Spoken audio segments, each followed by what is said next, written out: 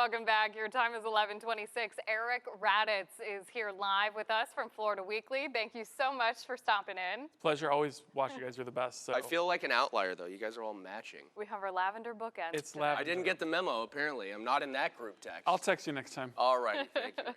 Well, you guys have a lot of great stuff in this week's issue. I love the first topic we're talking about, too, which is beekeeping, which is just so fascinating to me and has really, blown up over the last few years. Yes, and we take a real good look at it. One, we love bees. We know they're important, but they are also profitable. A new study coming out showing that Florida beekeeping industry generates an estimated $93 million a year. So we take a look at the experts. We find out a little bit about how they're dealing with some of the problems that we've seen with some of the colonies being disrupted and taken out. We find out how they're dealing with those issues, and we also talk and find out a little bit more about how we can do what we can do with the buzzing business of the bee industry. It's the bee's knees, Eric. Oh, I can't Yikes. top it. That was a bad one. That one was pretty sweet. We're moving on to this week's business section. A lot of people that are on the verge of retirement might be rethinking that at this point, especially with the current state of our economy. Right, I know you're going to discuss that this week. Yes, and we take a look at some of the advice, and there's a lot of advice out there. The one thing that we find, tips from this expert anyway, is to try to stay cool. We're seeing a lot of fluctuations. There's uncertainties. There's folks, experts expecting a lot of things one way or the other. One thing that we take a look at is how you can keep your cool when you're looking at what to do with your retirement funds. And then another thing, this is totally different topic here, but something that I still don't think I understand, the world of NFTs. What does NFT stand for? Do you know?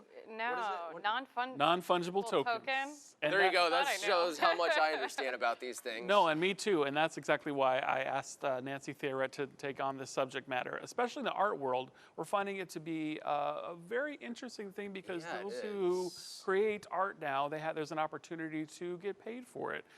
These non-fungible tokens are ones that we sit down with experts to explain how to get your NTFs made and sold, and the importance of why these NTFs are important to business, and looking forward into the arts community, how to stay on top of managing them. It really is a whole new world. Yeah, a whole new world order of NFTs. Yes, and a lot of opportunity there, not only for the artists, but for people who want to buy them as well. Exactly.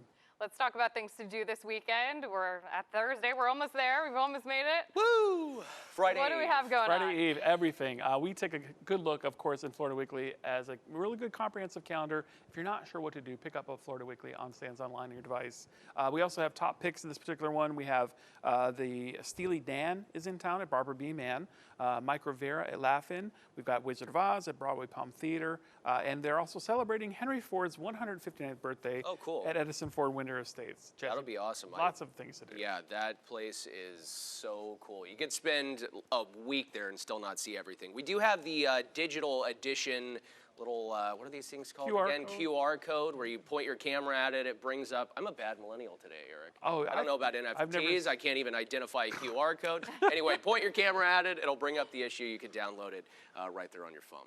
You're one of the best millennials I know. Thank you. Are you a millennial or are you Gen? I'm technically one, I think, right? Okay. You're right. You're millennials. We're right on the cutoff. Yeah, we are. You're on the cusp. I don't identify with them. You should not. All righty, we need my producers telling us to wrap up. Okay. Thanks for stopping by, Eric. Always a pleasure. Have a nice weekend.